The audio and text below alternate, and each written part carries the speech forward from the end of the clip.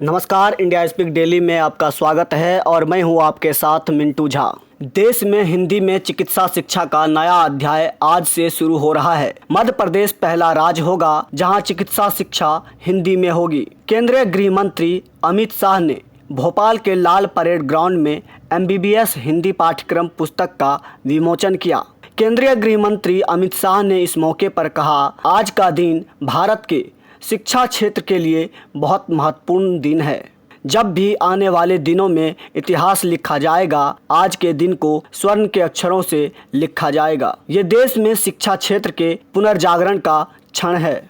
इस दौरान अमित शाह के साथ मध्य प्रदेश के मुख्यमंत्री शिवराज सिंह चौहान भी दिखे। मुख्यमंत्री शिवराज सिंह चौहान ने इस मौके पर कहा, आज का दिन ऐतिहासिक दिन है। मेडिकल की पढ़ाई हिंदी में मध्य प्रदेश की धरती पर होगी। हिंदी की पढ़ाई गरीब बच्चों की जिंदगी में एक नया प्रकाश लेकर आएगी। कई दूसरे देशों की तरह अब मध्य प्रदेश में भी मेडिकल और इंजीनियरिंग की पढ़ाई अपनी मातृभाषा में ही होगी। मध्य प्रदेश के 97 डॉक्टरों की टीम ने 4 महीने में मेहनत करके अंग्रेजी की किताबों का हिंदी में अनुवाद किया है। वहीं राज्य सरकार भी इस नए प्रयोग को लेकर रोमांचित है। सरकार के इस नए प्रयोग का अंदाजा इसी बात से लगाया जा सकता है कि CM शिवराज और उनके मंत्री, विधायक सहित बीजेपी के नेताओं ने सोशल मीडिया अकाउंट पर DP व कवर फोटो बदला है। पहली बार ऐसी अनूठी पहल को लेकर प्रदेश के युवाओं में काफी उत्साह का माहौल है।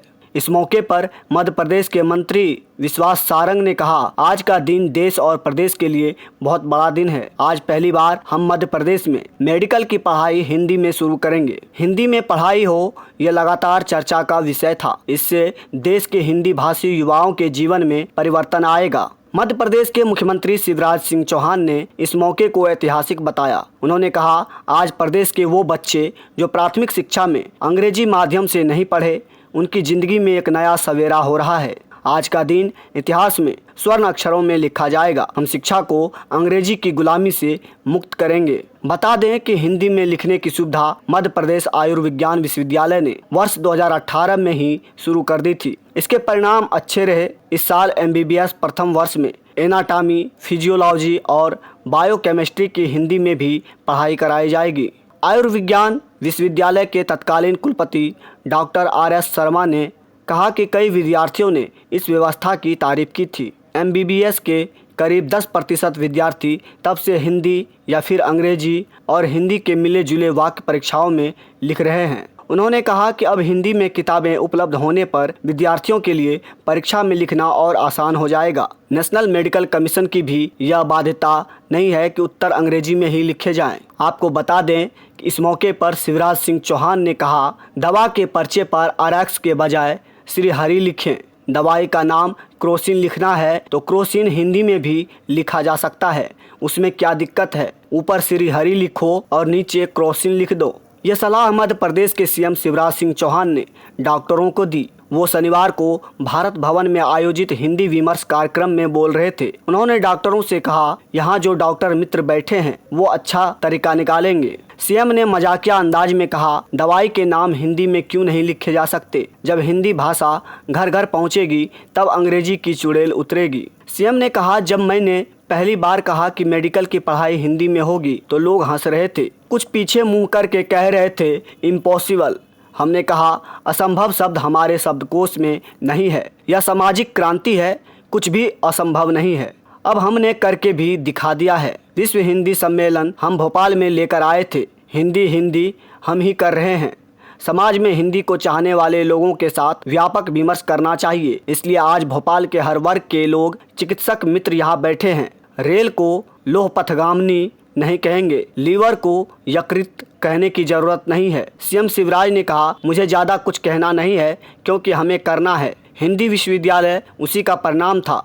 ये अलग बात है कि कम सफल हुआ या ज़्यादा। मानस में परिवर्तन हो रहा है, आगे भी होगा, लेकिन कुछ शब्द जो अब व्यवहारिक है उन्हें भी शामिल करना होगा। अगर हम व्यवहारिक नहीं होंगे तो असफल हो जाएंगे। अंग्रेजी का विरोध नहीं है, लेकिन राष्ट्रीय भाषा के प्रति जागरूकता जरूरी है। यह मानसिकता गलत है कि अंग्रेजी के बिना काम नहीं हो सकता। मैंने कई मेडिकल कॉलेज के बच्चों को सिर्फ इसलिए कॉलेज छोड़ते देखा है क्योंकि उनकी अंग्रेजी अच्छी नहीं है। कार्यक्रम में सीएम ने भोपाल की मेयर मालती राय से कहा कि अपने यहाँ जो बोर्ड लगे हैं उन पर लिखवाएं, झीलों की नगरी में आपका स्वागत है। बाद में छोटे से अक्षरों में अंग्रेजी में भी लिख सकते हैं, सिटी ऑफ लेक्स। अंग्रेजी के विद्वानों ने महापुरुषों के रखे नाम को तोड़ा। सीएम ने कहा, आज के बच्चों को ये पता ही नहीं कि टीटी नगर का मतलब क्या है। तात्या टोपे जी को कोई नहीं जानता। एक एक महापुरुष के नाम पर रखे नाम को शॉर्ट फॉर्म करने के नाम पर क्या सत्यानाश किया है। हमने अटल बिहारी वाजपेयी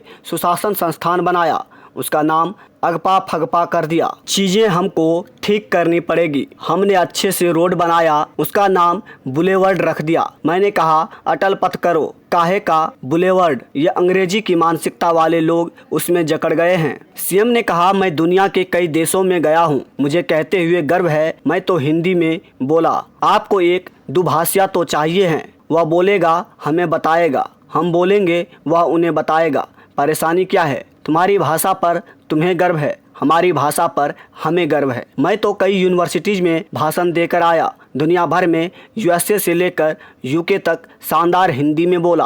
अंग्रेजी बोलने पर कम तालियां बजती थी जो दूसरे बोलते थे। जब मैं मातृभाषा में बोलता था तो मुझे इज्जत और सम्मान के साथ देखा जाता था। रूस में कौन अंग्रेजी को पूछता है? चीन में कौन अंग्रेजी को पूछता है? जापान में, जर्मनी में कौन पूछता है?